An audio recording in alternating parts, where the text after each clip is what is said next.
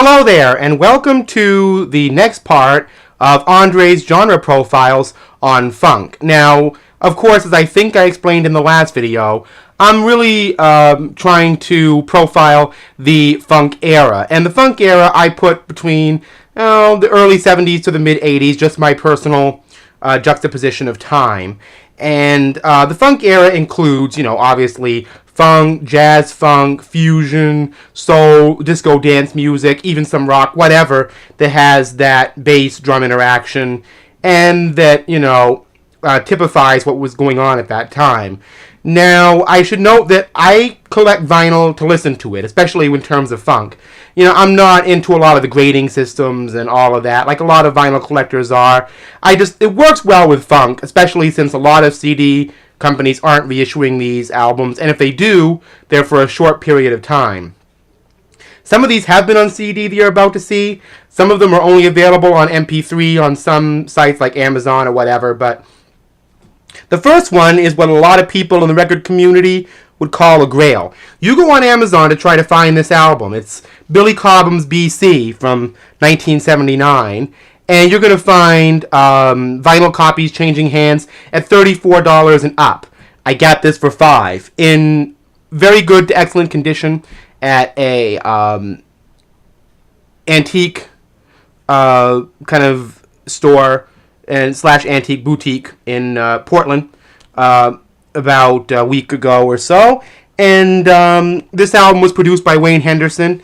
And it was really Billy Cobham's last funk fusion album before going more into live rock fusion records like he had in the early 80s. There's Billy right there. This is on Columbia Records. It's pretty good shape. The insert is in generic, so I'm not going to bother showing that or the vinyl. You all know what that looks like.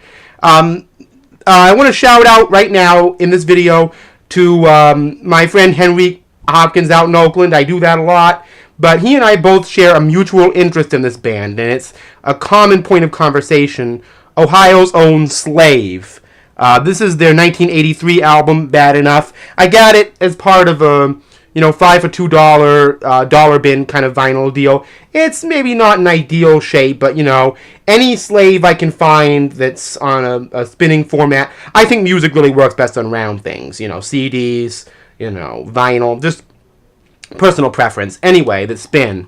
So this album is, I believe, their first to not feature Steve Arrington since their debut in 1977.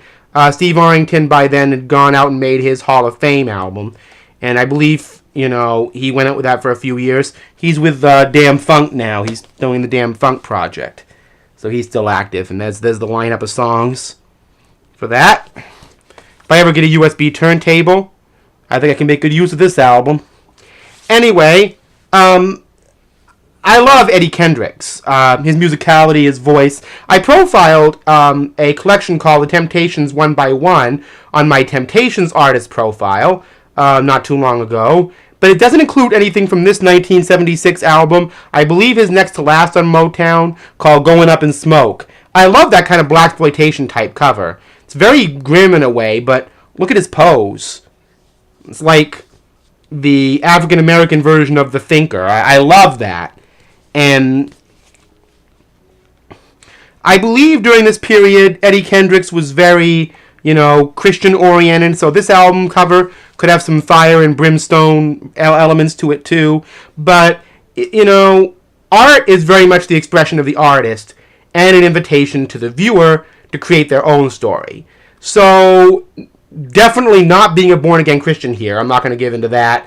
This album cover has its own meaning and relevance to me. Okay, this is another album I missed an opportunity to get on CD when Wounded Bird reissued it several years ago. And it's by Weather Report bassist Alfonso John, called Spellbound. It's from WMEB, just a local public radio station. It's got a demonstration thing for that album. There's the back of it. I only have his Moonshadow on Wounded Bird from CD. Excuse the actual price tag. That's not what I paid for this album. It was in the dollar bin. Promo copy. Again, not in the best condition outwardly, but I buy these for the music. You all know that. This one is another one I missed on CD back in the 90s. I think it's still available on CD, But I really love this album because I know the cover has massive ring wear and some of this part is damaged. That's missing over there. But if you look inside the shadow silhouette for each of the 5 spinners, you'll see a faux autograph. And this actually flips open. I love record covers that flip. It's always a good thing. And there's the back. This album was actually a big hit for them, and it's considered one of their best albums of their Tom Bell produced period. They had a huge hit on here with the games people play. They Just Can't Stop It is actually the name of the song. And another favorite I have on this is Honest I Do. Those 2 cuts are available on a Spinner's Greatest Hits that I have called One of a Kind Love Affair. But I always wanted this vinyl because I knew this front flipped out and it doesn't on the CD.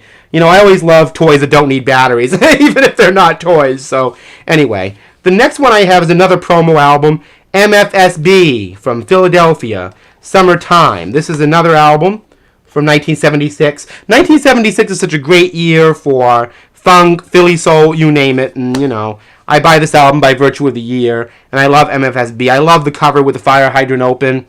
Reminds me of stories my mother told me about, you know, living in Brooklyn, in Bed-Stuy, where they used to open it up on weekends and cool off that way in the summertime. The next album I have I got in Waterville a little bit ago. Esther Phillips' 1981 album, Good Black is Hard to Crack. I love that title. I love that cover. There's Esther on the back. Excuse the price tag. This was produced by Benny Golson, who played synthesizer also on this album. George Bohannon, a lot of great people. Hank Crawford on alto sax. So, you know, kind of round out some of my Esther Phillips collection. But that's what I have right now for my vinyl stash, as it were, for December. And I'll be coming back with more of my genre profile for funk. But I hope you enjoyed this one. And if I don't get back to you before the holidays, have a happy one, everybody. See you next time.